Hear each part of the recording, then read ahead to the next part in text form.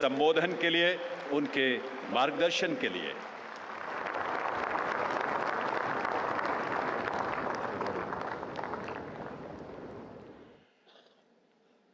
केंद्रीय मंत्रिमंडल के मेरे साथी श्रीमान नितिन गडकरी जी, जीतन राम मांझी जी, मनोहर लाल जी, HD कुमारस्वामी जी, पीयूष गोयल जी, हरदीप सिंह पुरी जी, देश विदेश से आए ऑटो इंडस्ट्री के सभी दिग्गज, अन्य अतिथिगण, देवी और सज्जनों, पिछली बार जब मैं आपके बीच आया था तब लोकसभा के चुनाव ज्यादा दूर नहीं थे। उस दौरान मैंने आप सबके विश्वास के कारण कहा था कि अगली बार भी भारत मोबिलिटी एक्सपो में जरूर आऊंगा।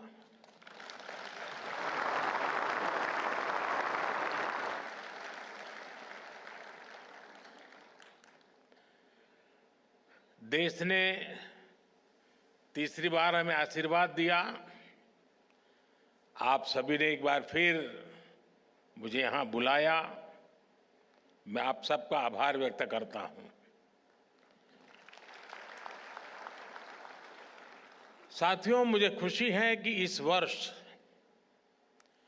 भारत मोबिलिटी एक्सपो का दायरा काफी बढ़ गया है। पिछले साल 800 से ज्यादा एग्जीबिटर्स ने हिस्सा लिया। 1.5 लाख से ज्यादा लोगों ने विजिट किया। इस बार भारत मंडपम के साथ साथ द्वारका के अशोभूमि और ग्रेटर नोएडा के इंडिया एक्सपो सेंटर में भी ये एक्सपो चल रहा है। आने वाले 5-6 दिनों में बहुत बड़ी संख्या में लोग यहां आएंगे। अनेक नई गाड़ियां भी यहां लॉन्च होने वाली हैं। ये दिखाता है कि भारत में मोबिलिटी के फ्यूचर को लेकर कितनी पॉजिटिविटी है। यहां कुछ एग्जीबिशंस में विजिट करने, उन्हें देखने का अवसर भी मुझे मिला। भारत की ऑटोमोटिव इंडस्ट्री फैंटास्टिक भी है और फ्यूचर रेडी भी है। मैं आप सभी को अपनी बहुत बहुत शुभकामनाएं देता हूं। साथियों, भारत के ऑटो सेक्टर के इतने बड़े आयोजन में मैं आज रतन टाटा जी और ओसामू सुजुकी जी को भी याद करूंगा।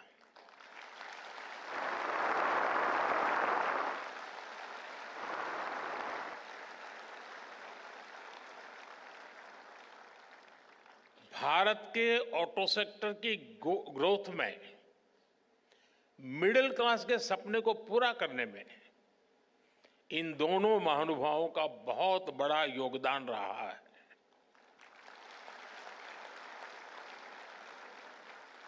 मुझे भरोसा है कि रतन टाटा जी और ओसामा सुजुकी जी की लेगेसी भारत के पूरे मोबिलिटी सेक्टर को इंस्पायर करती रहेगी।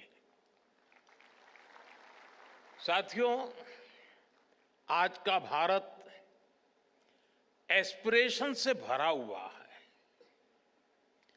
युवा ऊर्जा से भरा हुआ है। यही एस्पिरेशंस हमें भारत की ऑटोमोटिव इंडस्ट्री में दिखाई देती हैं। बीते साल में भारत की ऑटो इंडस्ट्री करीब 12% की ग्रोथ से आगे बढ़ी है। Make in India, make for the world के मंत्र पर चलते हुए अब एक्सपोर्ट भी बढ़ रहा है। इतनी तो दुनिया के कई देशों की पॉपुलेशन नहीं है जितनी हर साल भारत में गाड़ियां बिक रही हैं।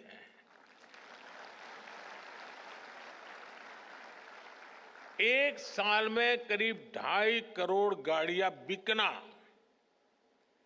ये दिखाता है कि भारत में डिमांड लगातार कैसे बढ़ रही है। ये दिखाता है कि जब मोबिलिटी के फ्यूचर की बात आती है तो भारत को क्यों इतनी उम्मीदों के साथ देखा जा रहा है। साथियों, भारत आज दुनिया की 5वीं बड़ी इकोनॉमी है और पैसेंजर व्हीकल मार्केट के रूप में देखें तो हम दुनिया में नंबर 3 पर है। आप कल्पना कीजिए कि जब भारत दुनिया की टॉप 3 इकोनॉमी में शामिल होगा तब हमारा ऑटो मार्केट कहां होगा। विकसित भारत की यात्रा मोबिलिटी सेक्टर के भी अभूतपूर्व ट्रांसफॉर्मेशन की कई गुना विस्तार की यात्रा होने वाली है। भारत में मोबिलिटी के फ्यूचर को ड्राइव करने वाले कई फैक्टर्स हैं, जैसे भारत की सबसे बड़ी युवा आबादी, मिडिल क्लास का लगातार बढ़ता दायरा, तेजी से होता अर्बनाइजेशन, भारत में बन रहा आधुनिक इंफ्रास्ट्रक्चर, मेक इन इंडिया से अफोर्डेबल व्हीकल, ये सारे फैक्टर्स भारत में ऑटो सेक्टर की ग्रोथ को पुश करने वाले हैं, नई ताकत देने वाले हैं। साथियों, ऑटो इंडस्ट्री के विकास के लिए नीड और एस्पिरेशंस ये दोनों बहुत जरूरी होते हैं और सद्भाग्य से भारत में आज ये दोनों वाइब्रेंट है। आने वाले कई दशकों तक भारत दुनिया का सबसे युवा देश रहने वाला है। यही युवा आपका सबसे बड़ा कस्टमर है। इतना बड़ा युवा वर्ग कितनी बड़ी डिमांड क्रिएट करेगा, इसका अनुमान आप भली भांति लगा सकते हैं। आपका एक और बड़ा कस्टमर भारत का मिडिल क्लास है। बीते 10 वर्षों में 25 करोड़ भारतीय गरीबी से बाहर निकले हैं। ये नियो मिडिल क्लास अपना पहला व्हीकल ले रहा है। जैसे जैसे तरक्की होगी ये अपने व्हीकल को भी अपग्रेड करेंगे और इसका बेनिफिट ऑटो सेक्टर को मिलना पक्का है। साथियों, कभी भारत में गाड़ियां न खरीदने का एक कारण अच्छी सड़कों, चौड़ी सड़कों का अभाव भी था। अब ये स्थिति भी बदल रही है।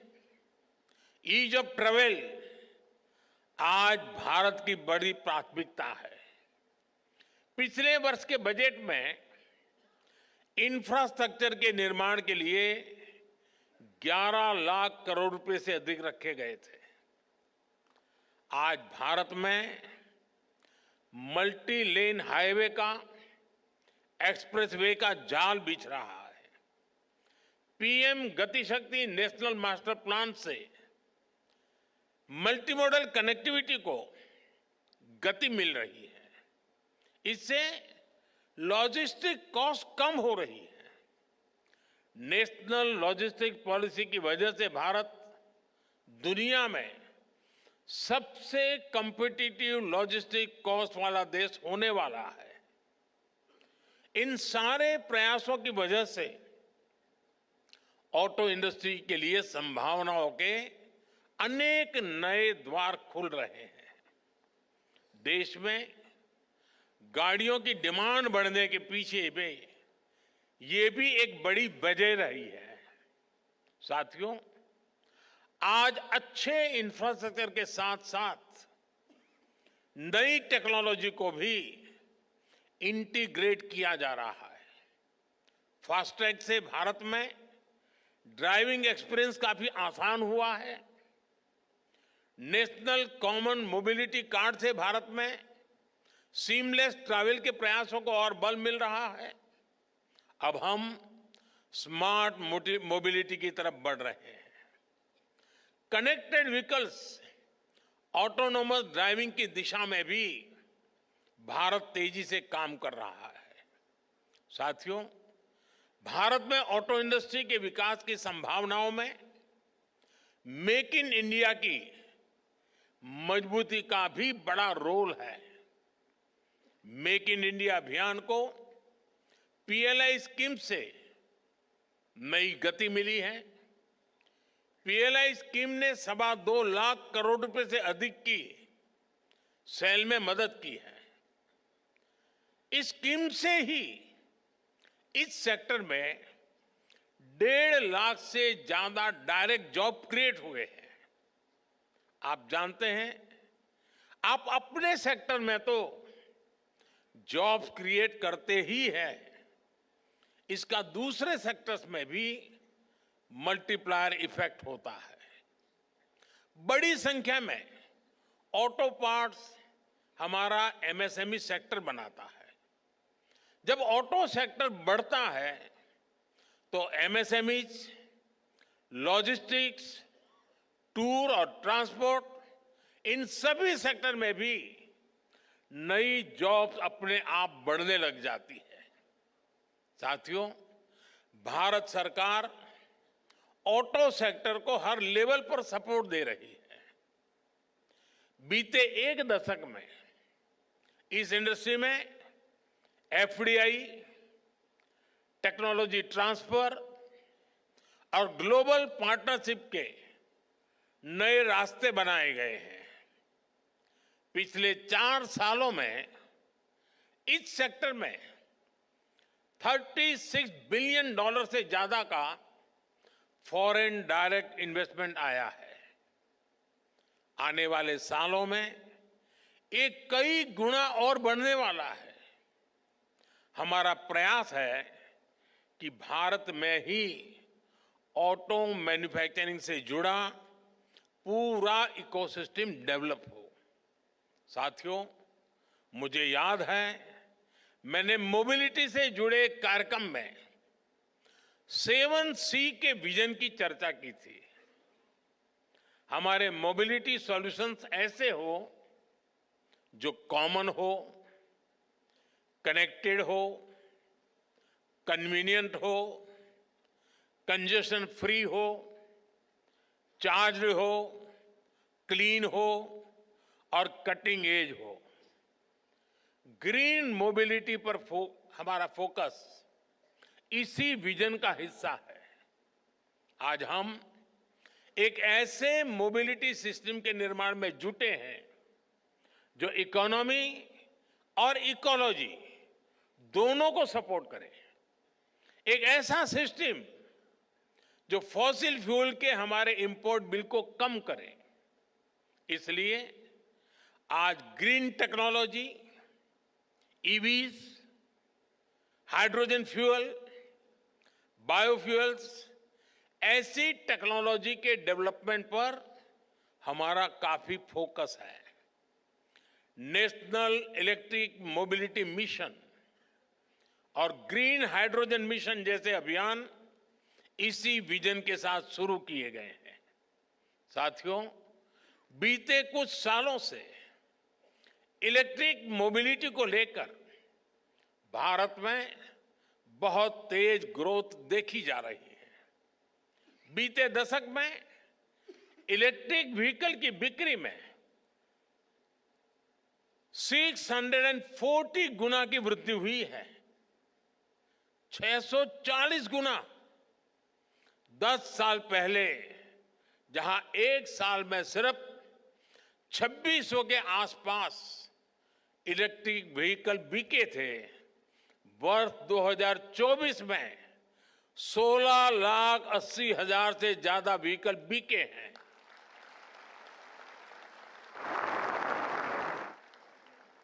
यानी 10 साल पहले जितने इलेक्ट्रिकल व्हीकल पूरे साल में बिकते थे, आज उससे भी 2 गुने इलेक्ट्रिक व्हीकल सिर्फ एक दिन में बिक रहे हैं।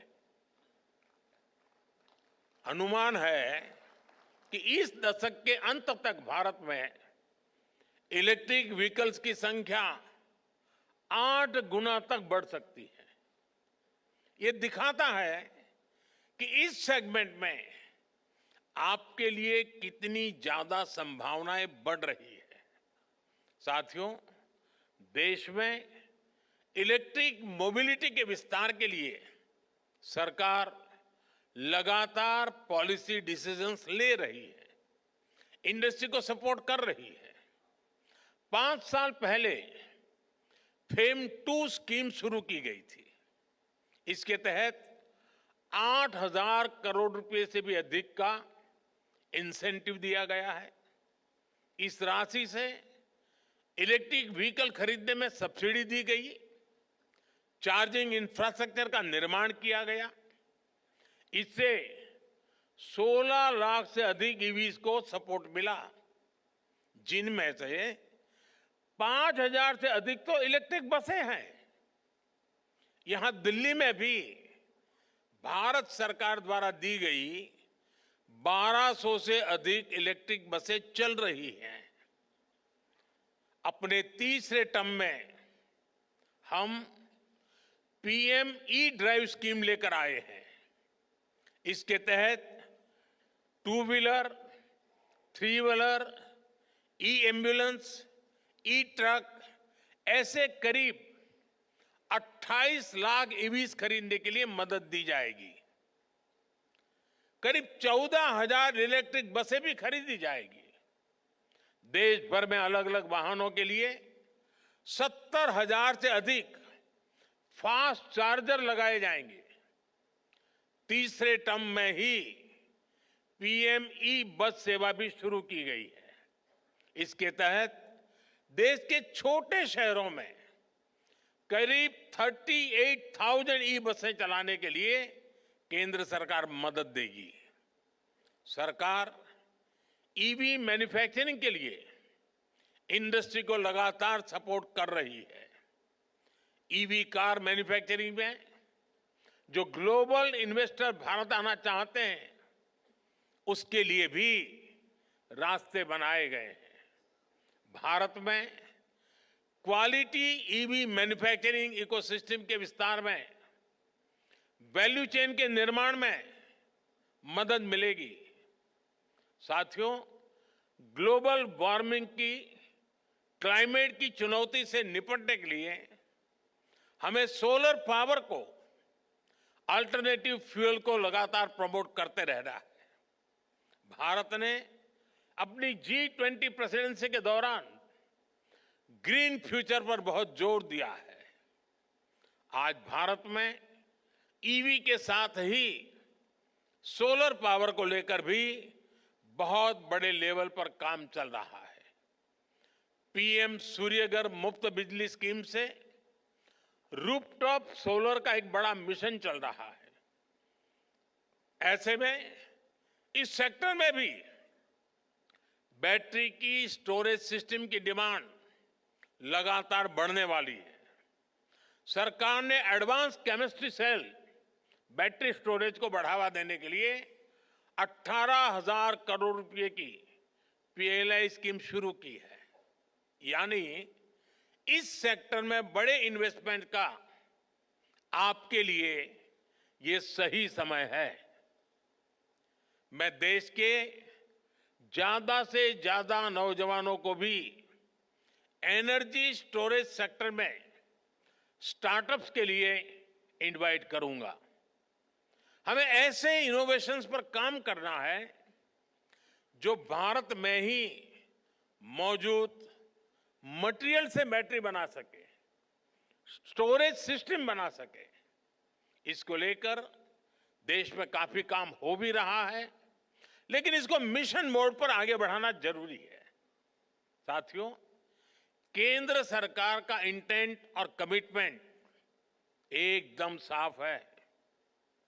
चाहे नई पॉलिसी बनानी हो या फिर रिफॉर्म्स करने हो, हमारे प्रयास लगातार जारी है। अब आपको इन्हें आगे बढ़ाना है, इनका फायदा उठाना है। अब जैसे व्हीकल स्क्रैपिंग पॉलिसी है, जितने भी मैन्युफैक्चरर्स हैं, आप सभी से मेरा आग्रह है कि इस पॉलिसी का लाभ उठाएं। आप अपनी कंपनी में भी अपनी भी एक इंसेंटिव स्कीम लेकर आ सकते हैं। इससे ज्यादा लोग अपनी पुरानी गाड़ियां लेकर स्क्रैप करने के लिए आगे आएंगे। ये मोटिवेशन बहुत जरूरी है। ये देश के एनवायरनमेंट के लिए भी आपकी तरफ से बहुत बड़ी सर्विस होगी। साथियों, ऑटोमोटिव इंडस्ट्री इनोवेशन ड्रिवन है, टेक्नोलॉजी ड्रिवन है। इनोवेशन हो, टेक हो, स्किल हो या फिर डिमांड, आने वाला समय ईस्ट का है, एशिया का है, भारत का है।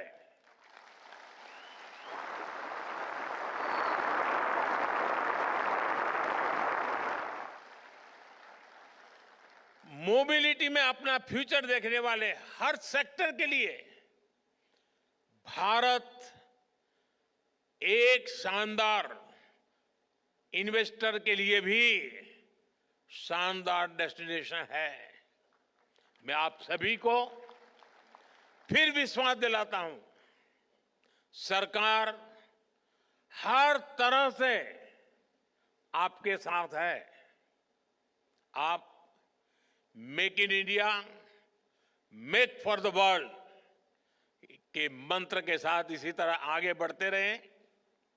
आप सभी को फिर से बहुत बहुत शुभकामनाएं। धन्यवाद।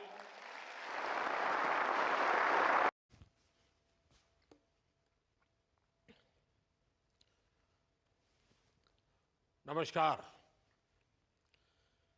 आज का दिन देश के गांवों के लिए, देश की ग्रामीण अर्थव्यवस्था के लिए बहुत ही ऐतिहासिक है। इस कार्यक्रम से कई राज्यों के माननीय राज्यपाल जुड़े हैं। ओडिशा, छत्तीसगढ़, मध्य प्रदेश, राजस्थान, यूपी, महाराष्ट्र और गुजरात के मुख्यमंत्री जी भी हमारे साथ जुड़े हैं। जम्मू कश्मीर के लेफ्टिनेंट गवर्नर, लद्दाख के लेफ्टिनेंट गवर्नर, वो भी हमारे साथ हैं। केंद्रीय मंत्रिमंडल के मेरे साथी देश के अलग अलग कोने में अलग अलग कार्यक्रमों में मौजूद है।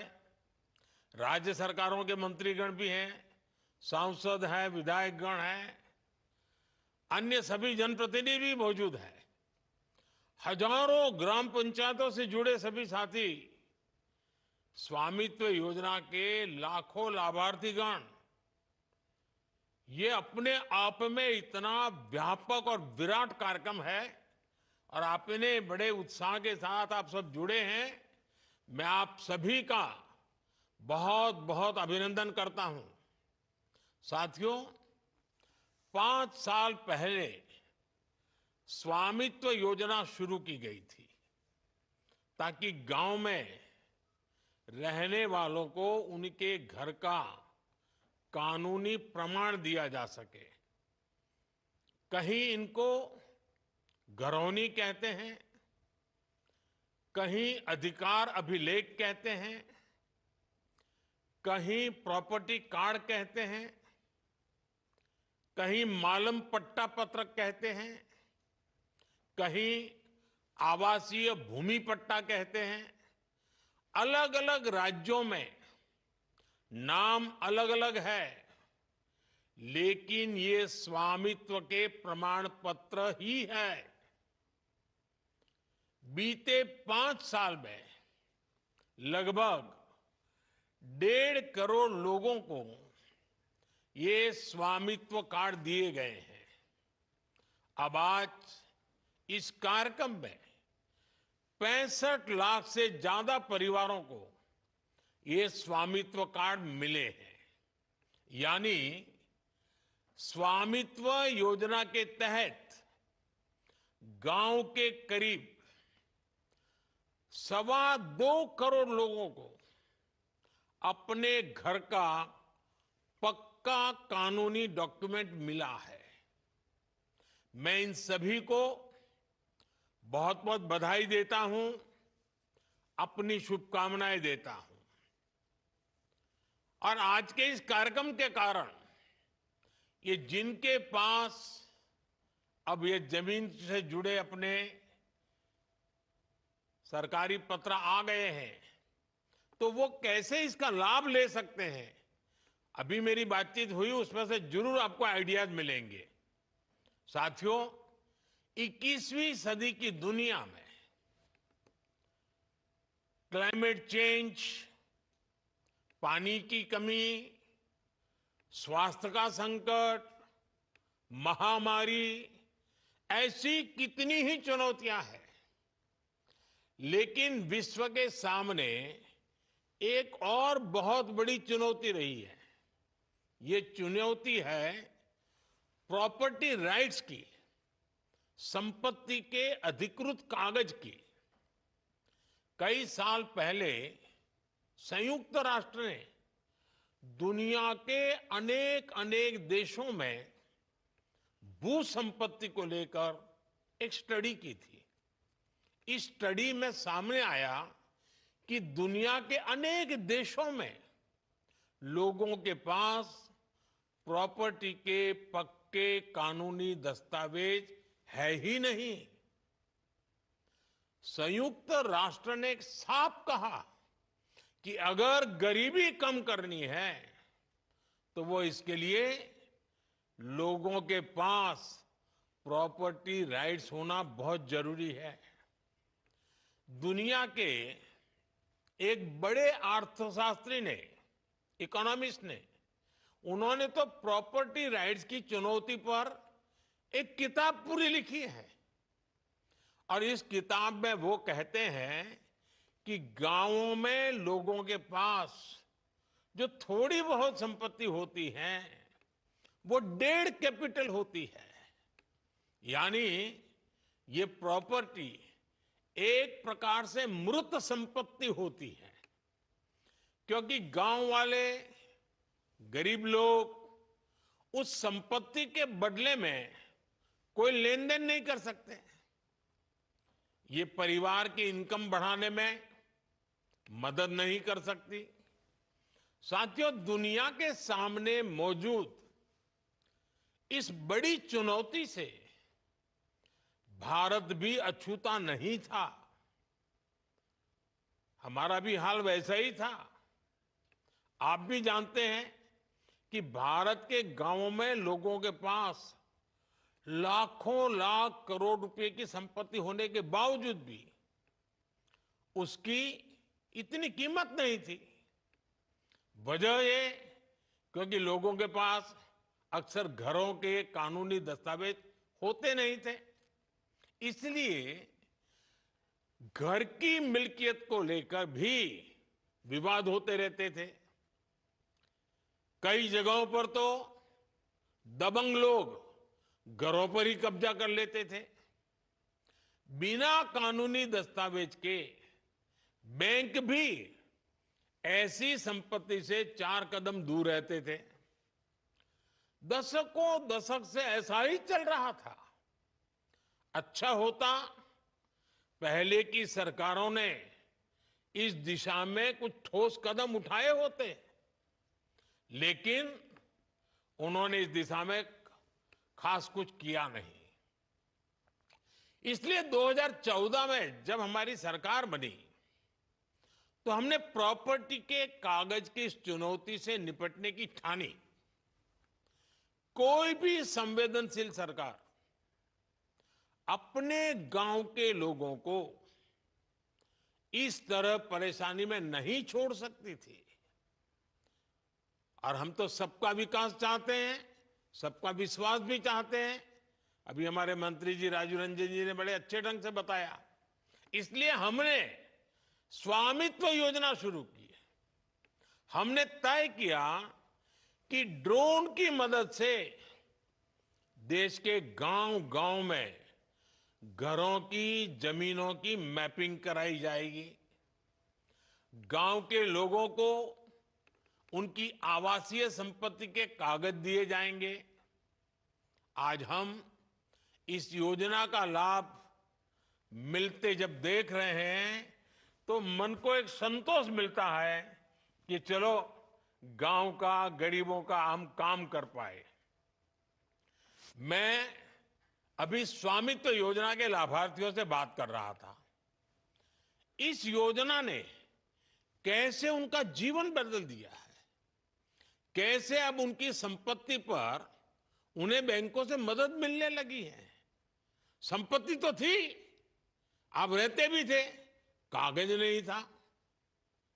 उस समस्या का समाधान सरकार को करना चाहिए था और इसलिए हमने काम उठाया और कर रहे हैं।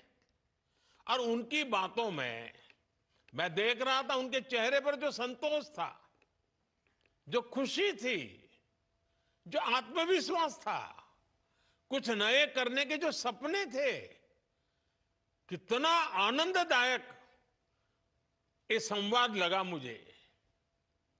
इसको मैं बहुत बड़ा आशीर्वाद मानता हूं। भाइयों और बहनों, हमारे देश में 6 लाख से अधिक गांव है।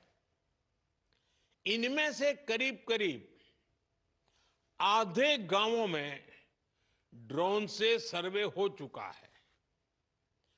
कानूनी दस्तावेज मिलने के बाद लाखों लोगों ने अपने घर, अपनी संपत्ति के आधार पर बैंकों से लोन लिया है। इस पैसे से उन्होंने गांव में अपना छोटा मोटा व्यापार शुरू किया है। इनमें से बहुत सारे छोटे और मझोले किसान परिवार हैं। इनके लिए ये प्रॉपर्टी कार्ड आर्थिक सुरक्षा की बड़ी गारंटी बन चुके हैं। अवैध कब्जों से, कोर्ट में लंबे विवादों से हमारे दलित, पिछड़े और आदिवासी परिवार ही सबसे अधिक परेशान थे, उससे वही प्रभावित थे। अब कानूनी प्रमाण मिलने से उनको इस संकट से मुक्ति मिल रही है। एक आकलन है कि सभी गांवों में प्रॉपर्टी कार्ड बनने के बाद 100 लाख करोड़ रुपए से ज्यादा की आर्थिक गतिविधि का रास्ता खुल जाएगा। आप कल्पना कर सकते हैं कितनी बड़ी पूंजी देश की अर्थव्यवस्था से जुड़ने जा रही है। साथियों, आज हमारी सरकार पूरी ईमानदारी से ग्राम स्वराज को जमीन पर उतारने का प्रयास कर रही है। स्वामित्व योजना से गांव के विकास की प्लानिंग और उस पर अमल अब काफी बेहतर हो रहे हैं। आज हमारे पास स्पष्ट नक्शे होंगे, आबादी के इलाकों का हमें पता होगा, तो विकास के काम की प्लानिंग भी सटीक होगी और गलत प्लानिंग के कारण जो बर्बादी होती थी, जो रुकावटें आती थी, उससे भी मुक्ति मिलेगी। कौन सी जमीन पंचायत की है, कौन सी जमीन चारगाह है, ऐसे कई विवाद रहते हैं। अब प्रॉपर्टी राइट्स मिलने से ग्राम पंचायतों की मुश्किलें भी दूर होगी, वो भी आर्थिक रूप से सशक्त हो पाएगी। गांव में आग लगने की घटनाएं होती हैं, बाढ़ आती हैं, भूस्खलन होते हैं, ऐसी अनेक आपदाएं आती हैं। प्रॉपर्टी कार्ड मिलने से डिजास्टर मैनेजमेंट बेहतर हो पाएगा। आपदा की स्थिति में उचित क्लेम मिलना आसान होगा। साथियों, हम ये भी जानते हैं कि जो किसानों की जमीन होती है, उसको लेकर भी कितने विवाद होते हैं। जमीन के डॉक्यूमेंट पाने में मुश्किल आती है, बार बार पटवारी के पास जाना पड़ता है, तहसील के चक्कर काटने पड़ते हैं। इससे भ्रष्टाचार के रास्ते भी खुलते हैं।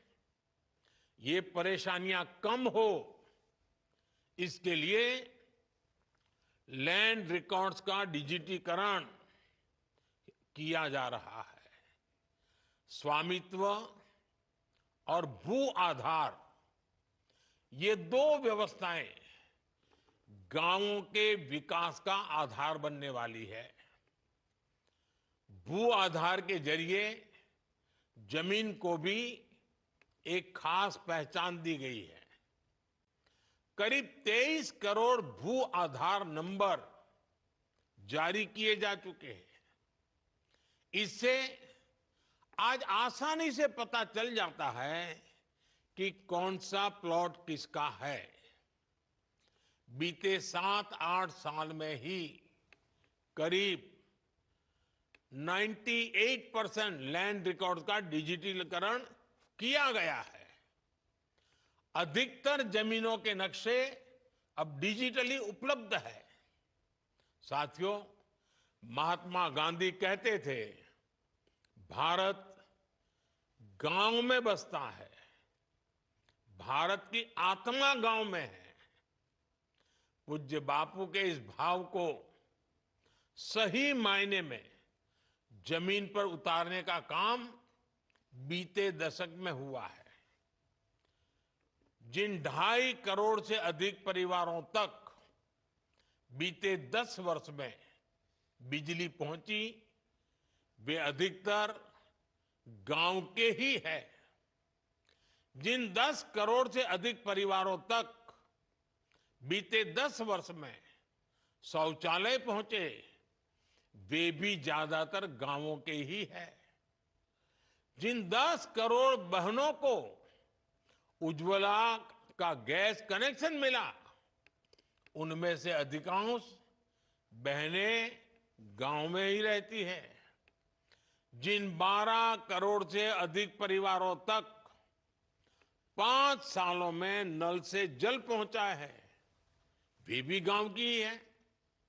जिन 50 करोड़ से अधिक गांवों के बैंक में खाते खुले, वे भी ज्यादातर गांव में ही है। बीते दशक में 1.5 लाख से अधिक आयुष्मान आरोग्य मंदिर बने, वो भी ज्यादातर गांवों में ही गांव के लोगों के स्वास्थ्य की सेवा करते हैं।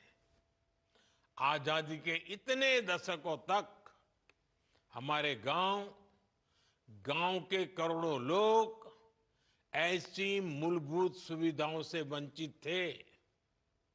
हमारे दलित, पिछड़े, आदिवासी समाज के परिवार सबसे ज्यादा अभाव में थे। अब इन सारी सुविधाओं का सबसे अधिक लाभ भी इन्हीं परिवारों को ही हुआ है।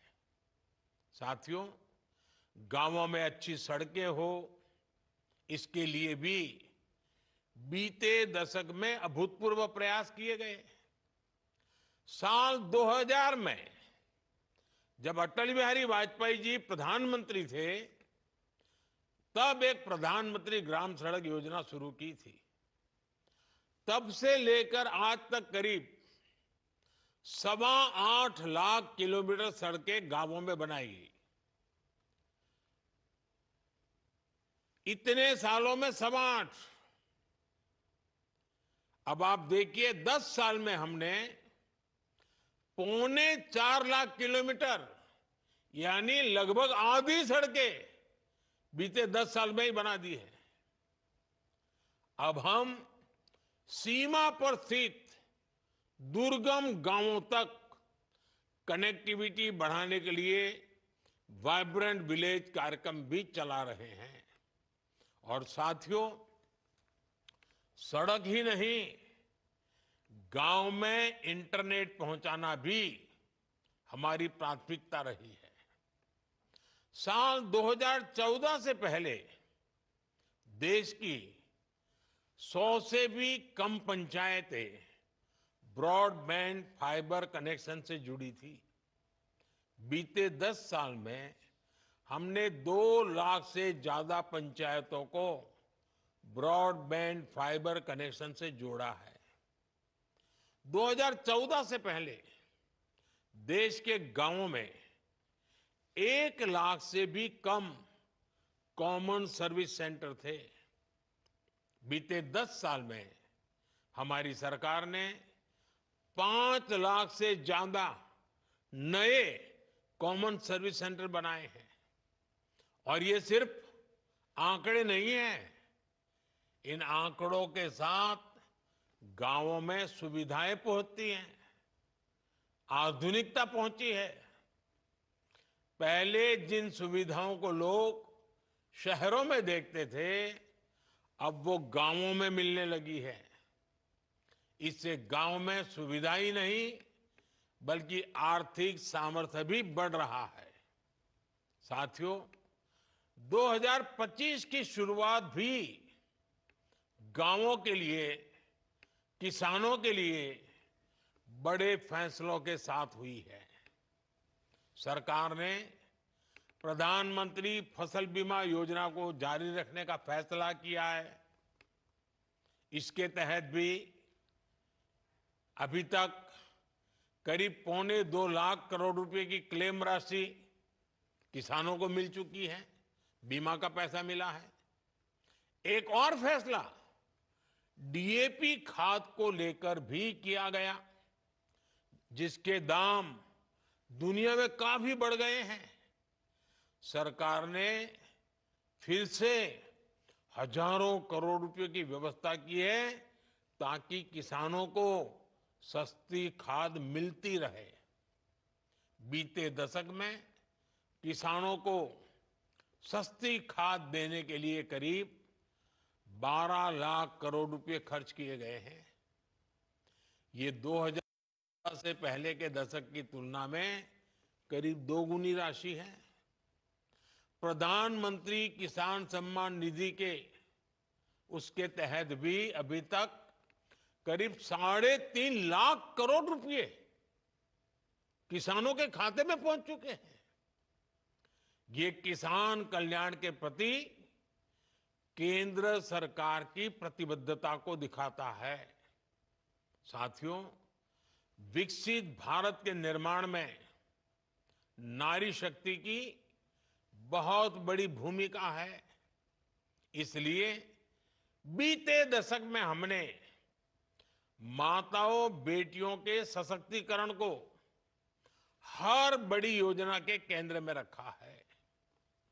बैंक सखी और बीमा सखी जैसी योजनाओं ने गांवों में महिलाओं को नए अवसर दिए हैं। लखपति दीदी योजना ने देश में 1.25 करोड़ से ज्यादा महिलाओं को लखपति दीदी बना दिया है। स्वामित्व योजना ने भी महिलाओं के प्रॉपर्टी राइट्स को और मजबूत किया है। कई राज्यों में प्रॉपर्टी कार्ड्स में पति के साथ साथ पत्नियों के नाम भी शामिल किए हैं। कहीं पर पहला नाम पत्नी का है तो कहीं पर दूसरा नाम है, लेकिन दोनों की भागीदारी से किया है। पीएम आवास योजना के तहत गरीबों को जो घर मिलते हैं, उनमें भी अधिकतर आवास महिलाओं के नाम पर रजिस्टर किए गए हैं। और ये कितना सुखद संयोग है कि स्वामित्व योजना के ड्रोन भी आज महिलाओं को प्रॉपर्टी राइट्स देने में मदद कर रहे हैं। स्वामित्व योजना में मैपिंग का काम ड्रोन कर रहे हैं। वहीं नमो ड्रोन दीदी योजना से गांव की बहनें ड्रोन पायलट बन रही हैं। वो ड्रोन से खेती में मदद कर रही हैं। इससे उन्हें अतिरिक्त कमाई हो रही है। साथियों, स्वामित्व योजना के साथ हमारी सरकार ने गांव के लोगों को एक ऐसा सामर्थ्य दिया है जो भारत के ग्रामीण जीवन का पूरी तरह कायाकल्प कर सकता है।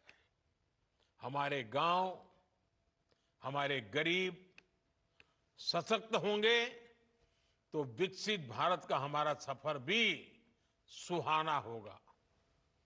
बीते दशक में जो भी कदम गांव और गरीब के हित में उठाए गए हैं, उसके कारण 25 करोड़ लोगों ने गरीबी को परास्त किया है। मुझे पूरा विश्वास है कि स्वामित्व जैसी योजनाओं से हम गांवों को विकास के मजबूत केंद्र बना पाएंगे। एक बार फिर आप सभी को बहुत बहुत शुभकामनाएं। धन्यवाद।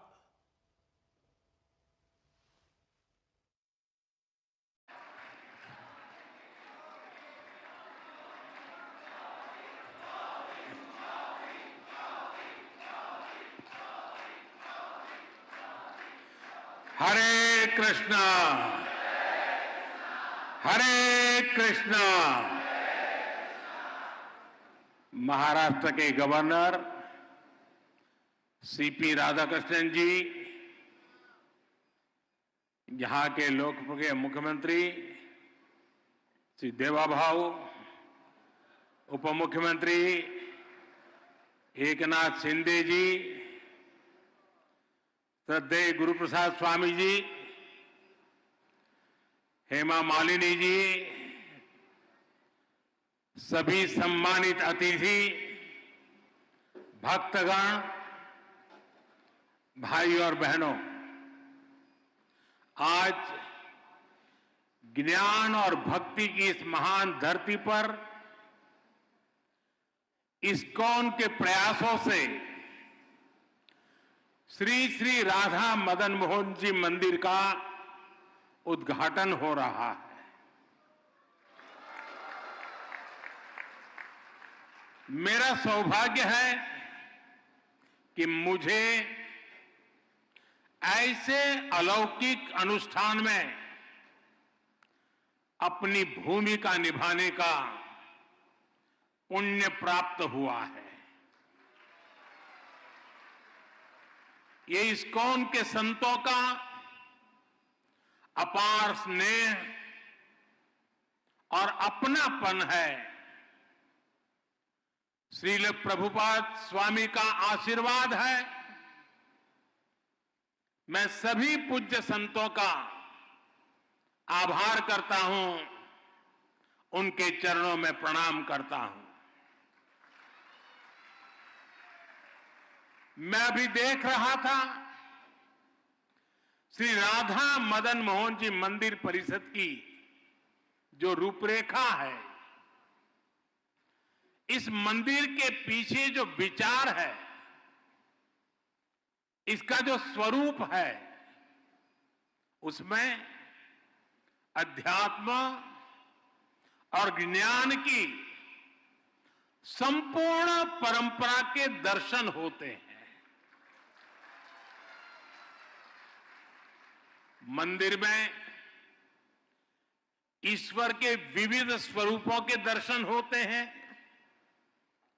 जो एको अहम बहुश्याम, ये हमारे विचार को भी अभिव्यक्त करते हैं।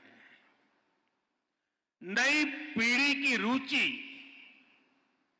और आकर्षण के अनुरूप यहां रामायण, महाभारत, उसको समेटे हुए उस पर आधारित म्यूजियम भी बनाया जा रहा है। यहां वृंदावन के 12 जंगलों पर आधारित एक उद्यान भी विकसित किया गया है।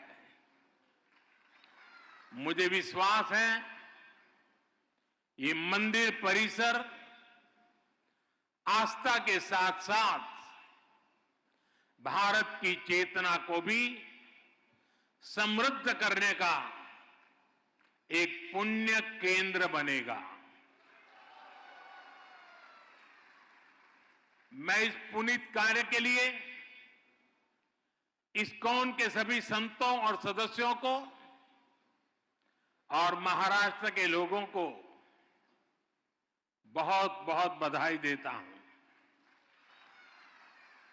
साथियों, आज इस मौके पर मुझे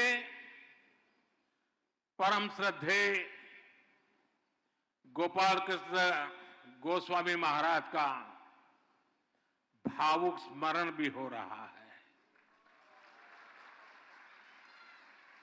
इस प्रोजेक्ट में उनका विजन जुड़ा हुआ है, भगवान श्री कृष्ण के प्रति उनकी अगाध भक्ति का आशीर्वाद जुड़ा हुआ है। आज वो भौतिक शरीर से भले ही यहां न हो, लेकिन उनकी आध्यात्मिक उपस्थिति हम सब महसूस कर रहे हैं। मेरे जीवन में तो उनके स्नेह का, उनकी स्मृतियां का एक अलग ही स्थान है। उन्होंने जब विश्व की सबसे बड़ी गीता का लोकार्पण करवाया तो उसके लिए मुझे आमंत्रित किया और मुझे भी वो पुण्य प्रसाद मिला। श्रील प्रभुपाद जी की 125वीं जन्म जयंती के अवसर पर भी मुझे उनका सानिध्य प्राप्त हुआ था। मुझे संतोष है कि आज मैं उनके एक और सपने को पूरा होते देख रहा हूं, उसका साक्षी बन रहा हूं। साथियों, दुनिया भर में फैले इस्कॉन के अनुयायी भगवान श्री कृष्ण की भक्ति के डोर से बंधे हैं। उन सबको एक दूसरे से कनेक्ट रखने वाला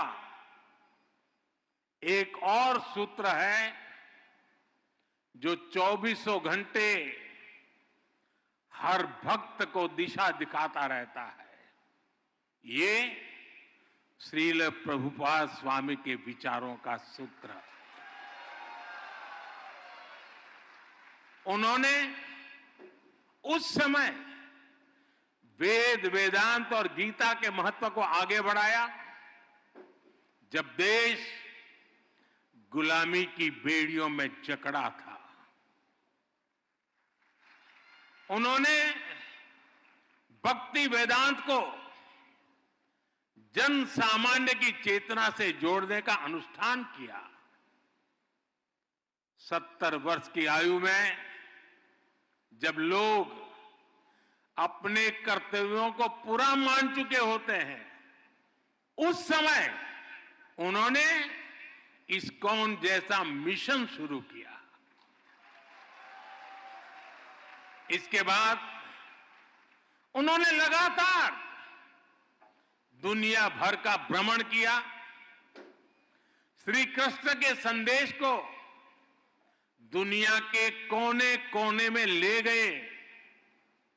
आज दुनिया के हर कोने में करोड़ों लोगों को उनकी तपस्या का प्रसाद मिल रहा है।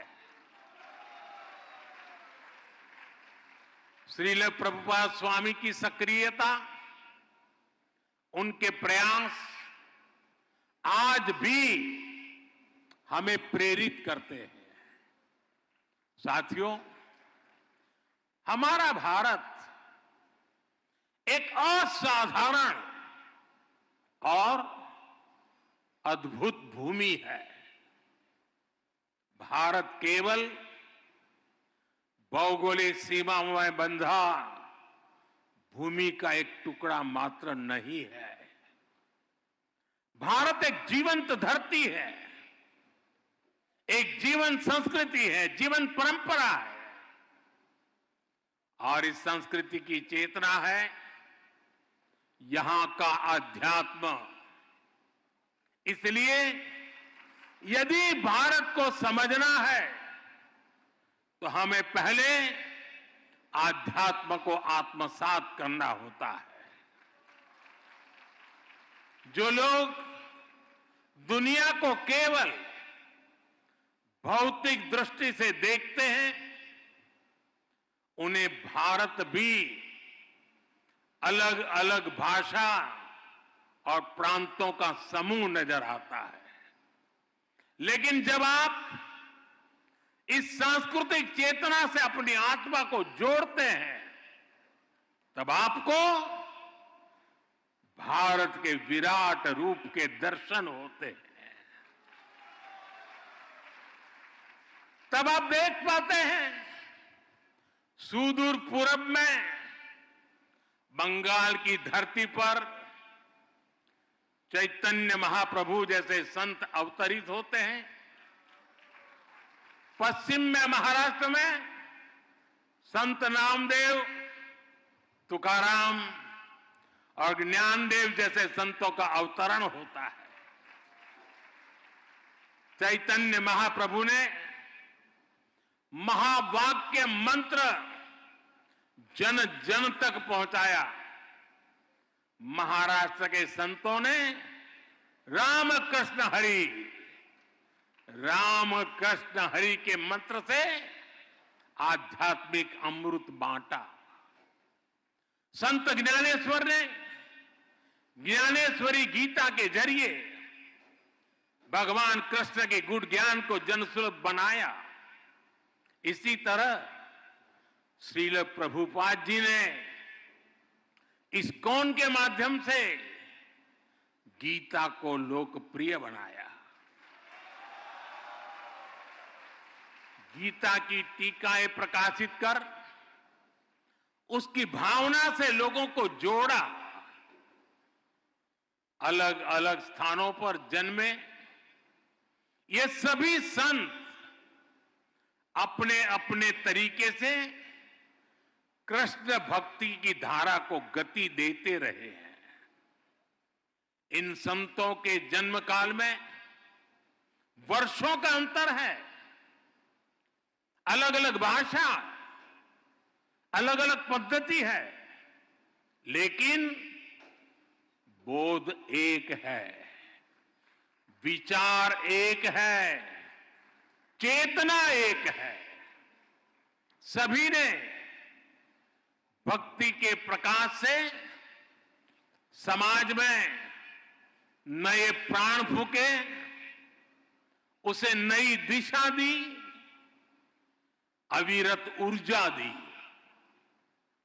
साथियों, आप सभी परिचित हैं, हमारी आध्यात्मिक संस्कृति की नींव का प्रमुख आधार सेवा भाव है। आध्यात्मिकता में जनार्दन सेवा और जन सेवा एक हो जाते हैं। हमारी आध्यात्मिक संस्कृति साधकों को समाज से जोड़ती है, उनमें करुणा की भावना पैदा करती है। ये भक्ति भाव उन्हें सेवा भाव की ओर ले जाता है। दातव्यमिति यद्दानम दीयते अनुपकारिणे देशे काले च पात्रे च तद दानम सात्विकम स्मृतम। श्री कृष्ण ने हमें इस शोक में सच्ची सेवा का मतलब बताया है। उन्होंने बृहद सुंदर तरीके से समझाया है कि सच्ची सेवा वही है जिसमें आपका कोई स्वार्थ ना हो। हमारे सभी धार्मिक ग्रंथों और शास्त्रों के मूल में भी सेवा भावना है। इस्कॉन जैसी इतनी विराट संस्था भी इसी सेवा भावना से काम करती है। शिक्षा, स्वास्थ्य और पर्यावरण से जुड़े कितने ही काम आपके प्रयास से होते हैं। कुंभ में इस्कॉन सेवा के कई बड़े कार्य कर रहा है।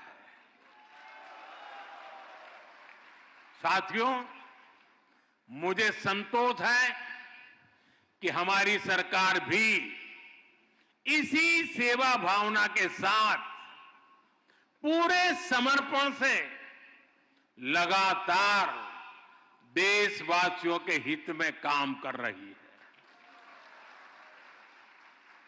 हर घर में शौचालय बनवाना, हर गरीब महिला को उज्ज्वला का गैस कनेक्शन देना, हर घर तक नल से जल की सुविधा पहुंचाना, हर गरीब को 5 लाख रुपए तक मुफ्त इलाज की सुविधा देना, 70 वर्ष की आयु से ऊपर के हर बुजुर्ग को इस सुविधा के दायरे में लाना, हर बेघर को पक्के घर देना, ये इसी सेवा भावना के साथ, इसी समर्पण भाव के साथ किए गए कार्य हैं जो मेरे लिए हमारी महान सांस्कृतिक परंपरा का प्रसाद है। सेवा की यही भावना सच्चा सामाजिक न्याय लाती है, सच्चे सेक्युलरिज्म का प्रतीक है। साथियों, हमारी सरकार कृष्ण सर्किट के माध्यम से देश के अलग अलग तीर्थों, धार्मिक स्थानों को जोड़ रही है। इस सर्किट का विस्तार गुजरात, राजस्थान, हरियाणा, उत्तर प्रदेश और उड़ीसा तक है। स्वदेश दर्शन और प्रसाद योजना के द्वारा इन स्थानों को विकसित किया जा रहा है। इन मंदिरों में भगवान श्री कृष्ण के अलग अलग रूपों के दर्शन होते हैं। कहीं वो बाल रूप में दिखते हैं तो कहीं उनके साथ राधा रानी की भी पूजा होती है। किसी मंदिर में उनका कर्मयोगी स्वरूप दिखाई देता है तो कहीं राजा के रूप में उनकी पूजा की जाती है। हमारा प्रयास है कि भगवान श्री कृष्ण के जीवन से जुड़े अलग अलग स्थलों तक पहुंचना और मंदिरों के दर्शन करना आसान हो। इसके लिए विशेष ट्रेनें भी चलाई जा रही है। इस्कॉन भी कृष्ण सर्किट से जुड़े आस्था के इन केंद्रों पर श्रद्धालुओं को लाने में जरूर सहयोग कर सकता है। मेरा आपसे आग्रह है कि आप अपने सेंटर से जुड़ने वाले सभी भक्तों को भारत में कम से कम 5 ऐसे स्थानों पर जरूर भेजें। साथियों, पिछले 1 दशक में देश में विकास और विरासत को एक साथ गति मिली है। विरासत से विकास के इस मिशन को इस्कॉन जैसी संस्थाओं का महत्वपूर्ण सहयोग मिल रहा है। हमारे मंदिर या धार्मिक स्थल तो सदियों से सामाजिक चेतना के केंद्र रहे हैं। हमारे गुरुकुलों का शिक्षा और कौशल विकास को बढ़ावा देने में अहम योगदान रहा है। इस्कॉन भी अपने कार्यक्रमों के जरिए युवाओं को प्रेरित करता है कि वह अध्यात्म को अपने जीवन का हिस्सा बनाए और अपनी परंपरा पर चलते हुए इस्कॉन के युवा साधक कैसे आधुनिक टेक्नोलॉजी को आत्मसात करते हैं, ये देखना और अद्भुत होता है। और आपका इंफॉर्मेशन नेटवर्क तो दूसरों के लिए सीखने योग्य है। मुझे विश्वास है इस्कॉन के सानिध्य में युवा सेवा और समर्पण की भावना से राष्ट्र हित में काम करेंगे। इस परिसर में भक्ति वेदांत आयुर्वेदिक हीलिंग सेंटर की सुविधा भी लोगों को मिलेगी। और मेरा तो मत है, दुनिया के लिए मैंने हमेशा संदेश दिया है, हील इन इंडिया।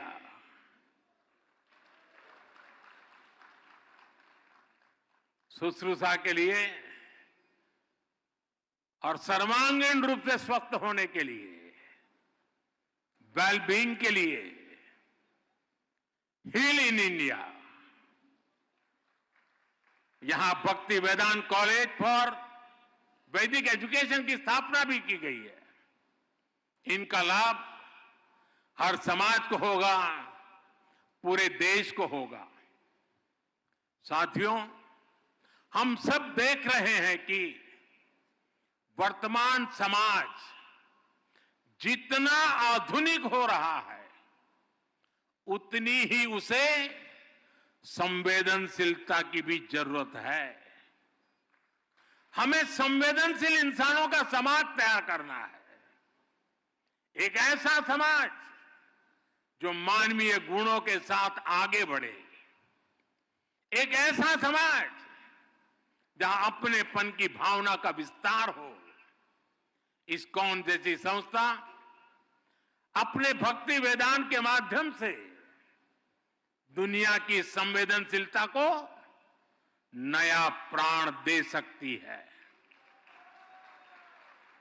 आपकी संस्था अपनी क्षमताओं का उपयोग कर पूरी दुनिया में मानवीय मूल्यों का विस्तार कर सकती है। मुझे विश्वास है कि प्रभुपाद स्वामी के आदर्शों को जीवंत बनाए रखने के लिए इस्कॉन के महानुभाव इसी तरह हमेशा तत्पर रहेंगे।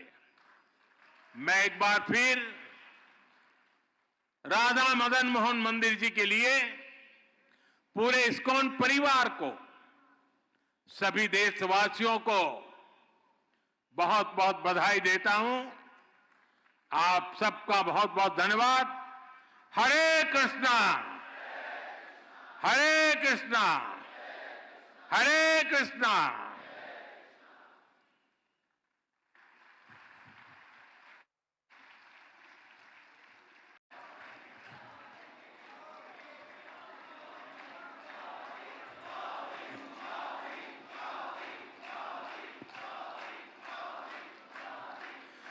हरे कृष्णा, हरे कृष्णा। महाराष्ट्र के गवर्नर सीपी राधाकृष्णन जी, यहां के लोकप्रिय मुख्यमंत्री श्री देवाभाऊ, उप मुख्यमंत्री एकनाथ शिंदे जी, श्रद्धेय गुरु प्रसाद स्वामी जी, हेमा मालिनी जी, सभी सम्मानित अतिथि, भक्तगण, भाई और बहनों, आज ज्ञान और भक्ति की इस महान धरती पर इस्कॉन के प्रयासों से श्री श्री राधा मदन मोहन जी मंदिर का उद्घाटन हो रहा है। मेरा सौभाग्य है कि मुझे ऐसे अलौकिक अनुष्ठान में अपनी भूमिका निभाने का पुण्य प्राप्त हुआ है। ये इस्कॉन के संतों का अपार स्नेह और अपनापन है। श्रील प्रभुपाद स्वामी का आशीर्वाद है। मैं सभी पूज्य संतों का आभार करता हूं, उनके चरणों में प्रणाम करता हूं। मैं अभी देख रहा था श्री राधा मदन मोहन जी मंदिर परिषद की जो रूपरेखा है, इस मंदिर के पीछे जो विचार है, इसका जो स्वरूप है, उसमें अध्यात्म और ज्ञान की संपूर्ण परंपरा के दर्शन होते हैं। मंदिर में ईश्वर के विविध स्वरूपों के दर्शन होते हैं, जो एको अहम बहुश्याम, ये हमारे विचार को भी अभिव्यक्त करते हैं। नई पीढ़ी की रुचि और आकर्षण के अनुरूप यहां रामायण, महाभारत, उसको समेटे हुए उस पर आधारित म्यूजियम भी बनाया जा रहा है।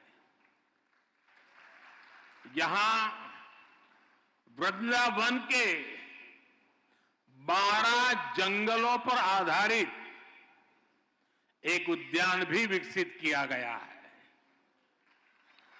मुझे विश्वास है ये मंदिर परिसर आस्था के साथ साथ भारत की चेतना को भी समृद्ध करने का एक पुण्य केंद्र बनेगा।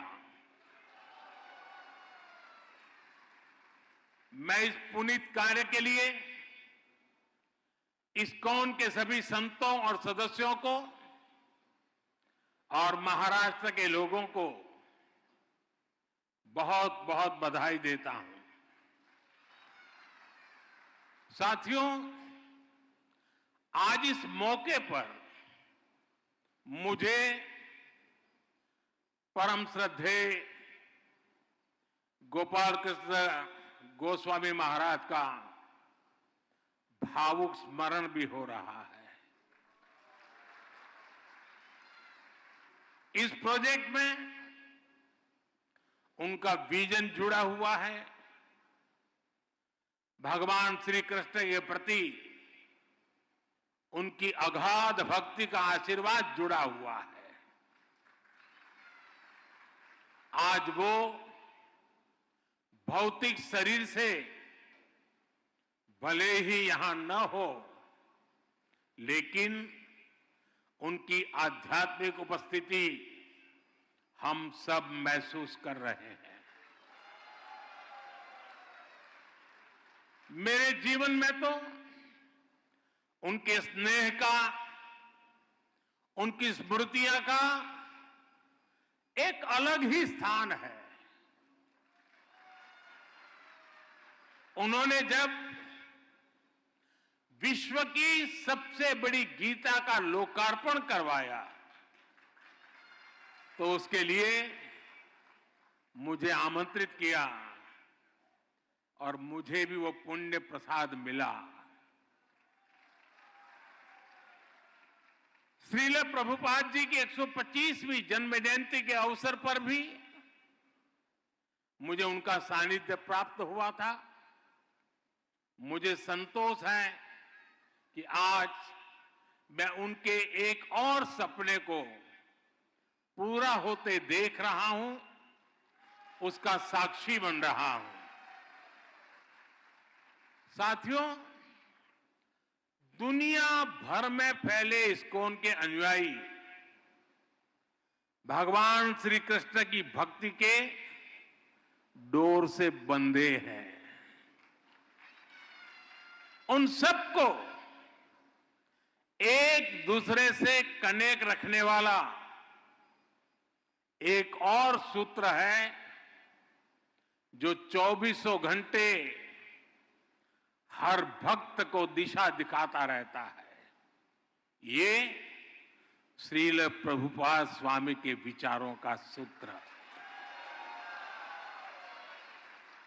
उन्होंने उस समय वेद, वेदांत और गीता के महत्व को आगे बढ़ाया जब देश गुलामी की बेड़ियों में जकड़ा था।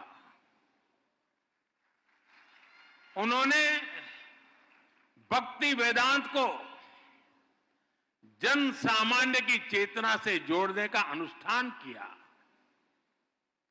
70 वर्ष की आयु में जब लोग अपने कर्तव्यों को पूरा मान चुके होते हैं, उस समय उन्होंने इस्कॉन जैसा मिशन शुरू किया। इसके बाद उन्होंने लगातार दुनिया भर का भ्रमण किया, श्री कृष्ण के संदेश को दुनिया के कोने कोने में ले गए। आज दुनिया के हर कोने में करोड़ों लोगों को उनकी तपस्या का प्रसाद मिल रहा है। श्रील प्रभुपाद स्वामी की सक्रियता, उनके प्रयास आज भी हमें प्रेरित करते हैं। साथियों, हमारा भारत एक असाधारण और अद्भुत भूमि है। भारत केवल भौगोलिक सीमाओं में बंधा भूमि का एक टुकड़ा मात्र नहीं है। भारत एक जीवंत धरती है, एक जीवन संस्कृति है, जीवन परंपरा है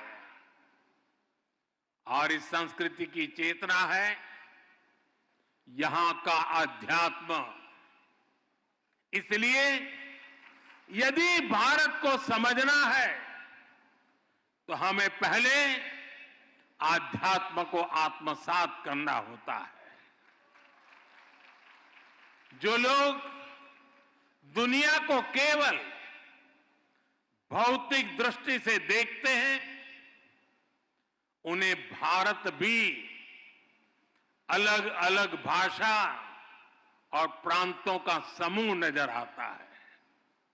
लेकिन जब आप इस सांस्कृतिक चेतना से अपनी आत्मा को जोड़ते हैं, तब आपको भारत के विराट रूप के दर्शन होते हैं।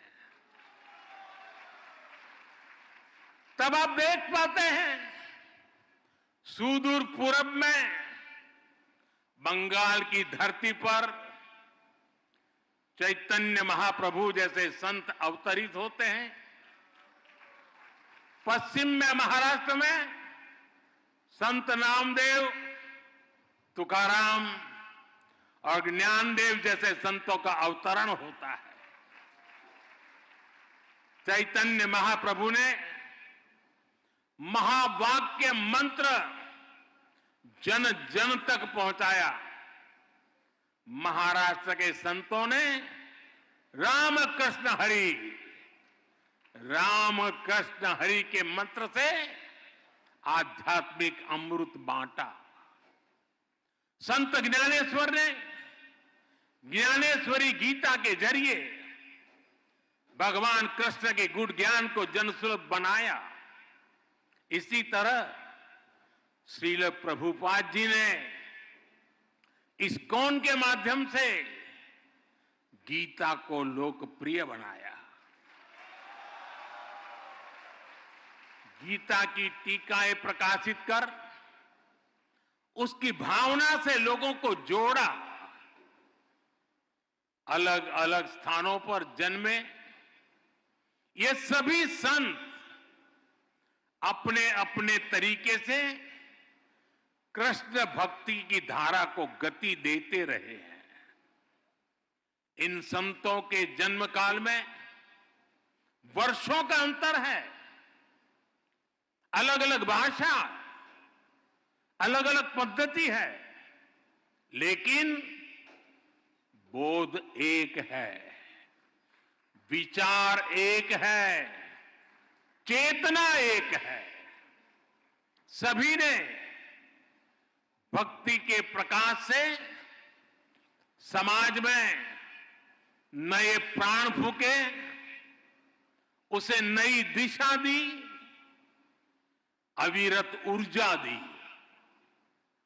साथियों, आप सभी परिचित हैं, हमारी आध्यात्मिक संस्कृति की नींव का प्रमुख आधार सेवा भाव है।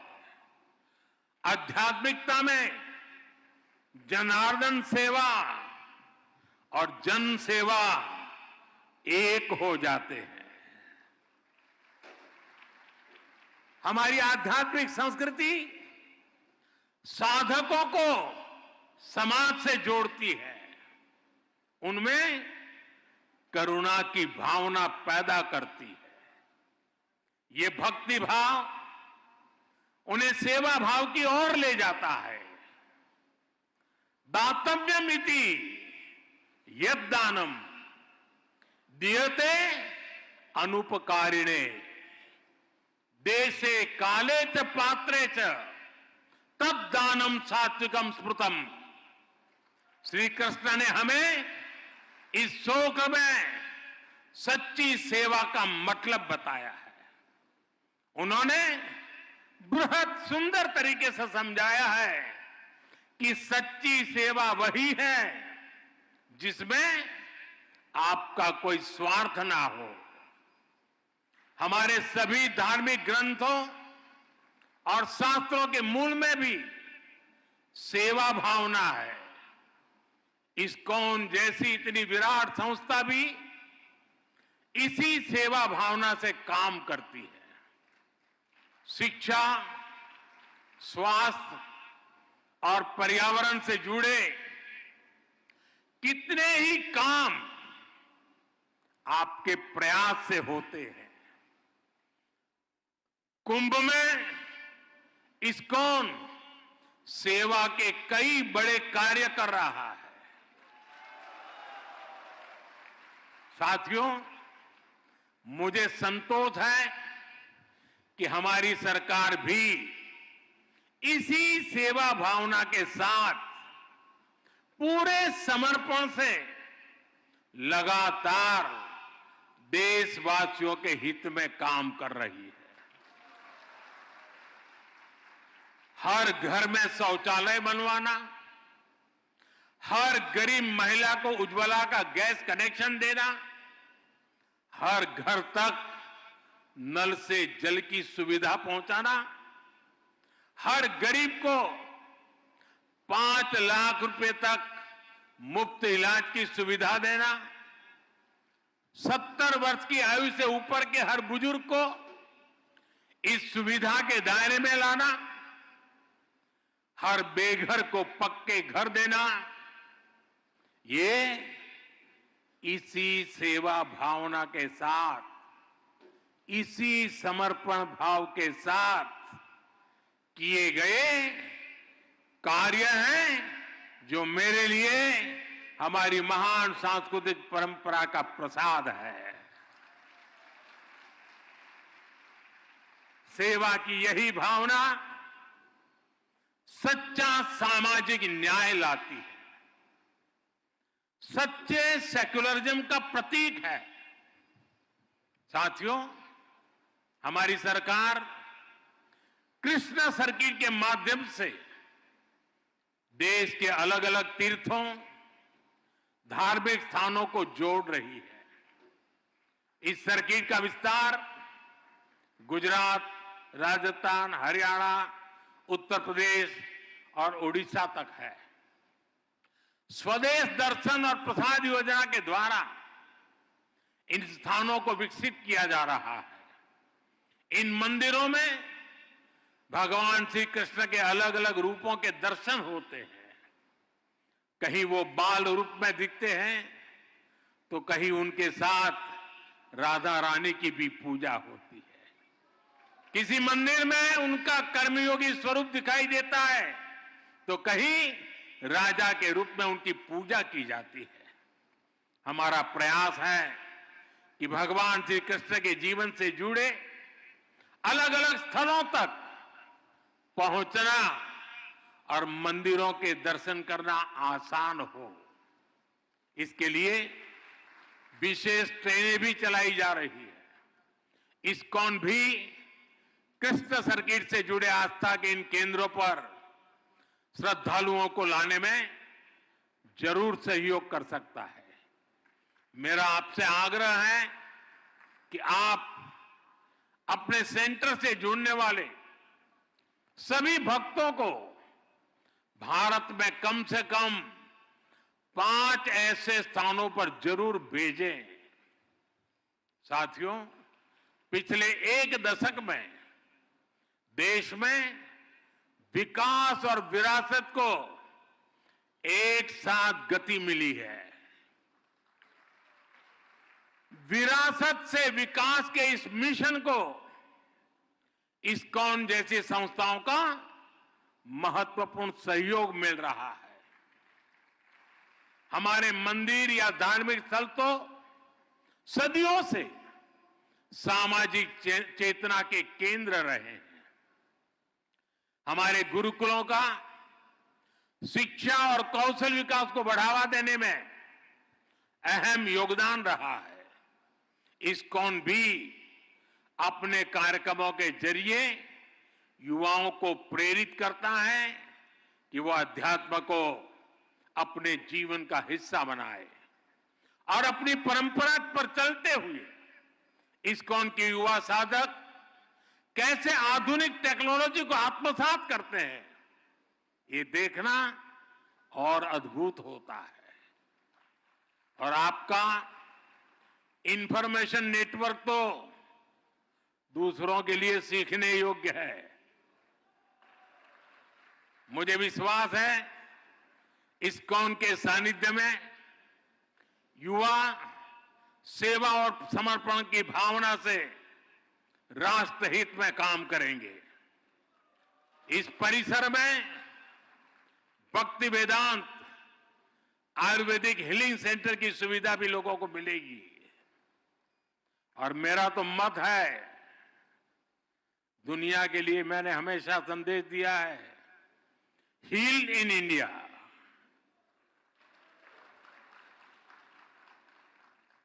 शुश्रूषा के लिए और सर्वांगीण रूप से स्वस्थ होने के लिए, वेलबींग के लिए हील इन इंडिया।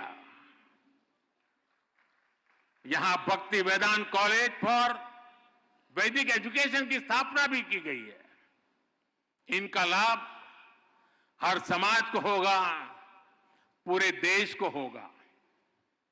साथियों, हम सब देख रहे हैं कि वर्तमान समाज जितना आधुनिक हो रहा है उतनी ही उसे संवेदनशीलता की भी जरूरत है।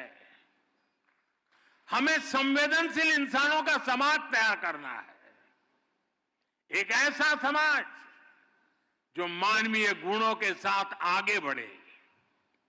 एक ऐसा समाज जहां अपनेपन की भावना का विस्तार हो। इस्कॉन जैसी संस्था अपने भक्ति वेदांत के माध्यम से दुनिया की संवेदनशीलता को नया प्राण दे सकती है।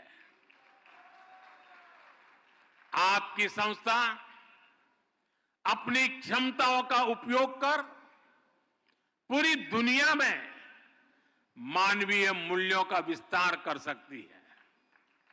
मुझे विश्वास है कि प्रभुपाद स्वामी के आदर्शों को जीवंत बनाए रखने के लिए इस्कॉन के महानुभाव इसी तरह हमेशा तत्पर रहेंगे। मैं एक बार फिर राधा मदन मोहन मंदिर जी के लिए पूरे इस्कॉन परिवार को, सभी देशवासियों को बहुत बहुत बधाई देता हूं। आप सबका बहुत बहुत धन्यवाद। हरे कृष्णा, हरे कृष्णा, हरे कृष्णा।